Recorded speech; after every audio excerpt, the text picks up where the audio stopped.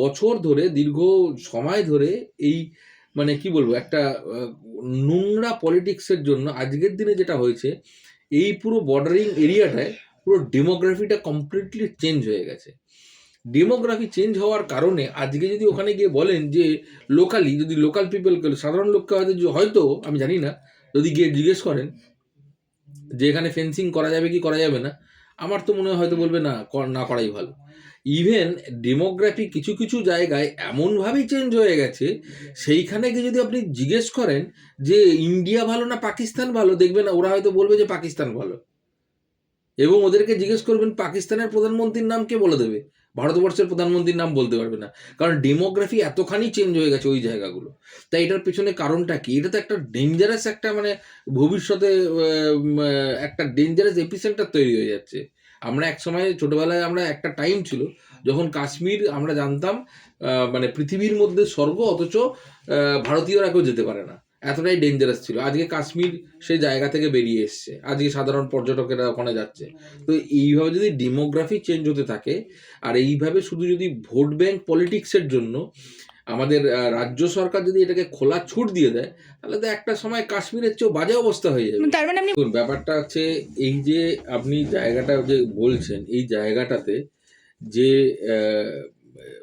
Total bordering এই এরিয়াটা, এই মালদা মুর্শিদাবাদের এই জায়গাটা, প্রথমত হচ্ছে এই খানে তো ফেন্সিং দেওয়া উচিত ছিল বহু আগে, কাঁটা তারের বেড়া দেওয়া উচিত ছিল বহু আগে।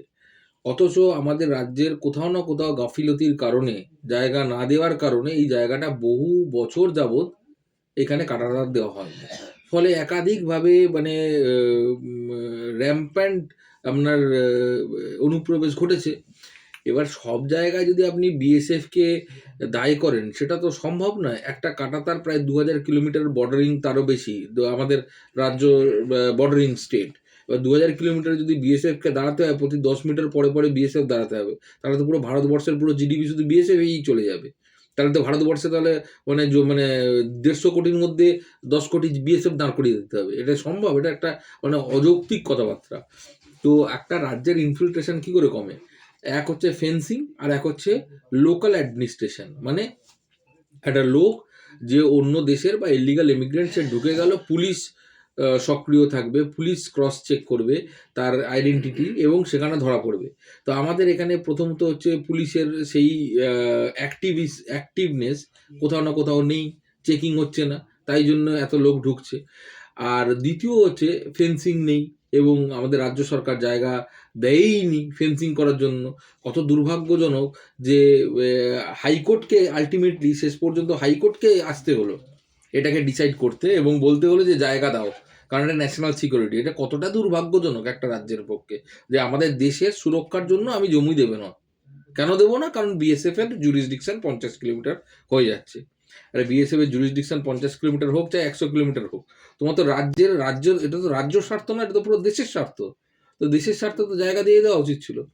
এই দীর্ঘ এখানে দেখুন, আমি কোনো কারোর নাম বলবো না, কিন্তু এখানে তো অবশ্যই রাজনৈতিক স্বার্থের জন্য তো আজকে ধরুন মমতা ব্যানার্জি নয়, আজকে লাস্ট 15 বছর আছে, আর তার আগের 10 ইয়ারে যখন সিপিএম ছিল তখনও তো উচিত ছিল।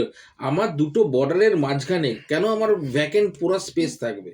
তখন কি হতো না ইন্দিরা গান্ধীর সময়? আজকে ধরুন ইন্দিরা গান্ধী যদি না বাংলাদেশকে স্বাধীন করতো, আমাদের পশ্চিমবঙ্গটা পুরো বাংলাদেশ হয়ে যেত। সেটা তো এটা তো ওনার প্রোঅ্যাক্টিভনেস, যে পশ্চিমবঙ্গ থেকে আমাদের বাংলাদেশকে মানে বাংলা পশ্চিমবঙ্গ থেকে বলছি, মানে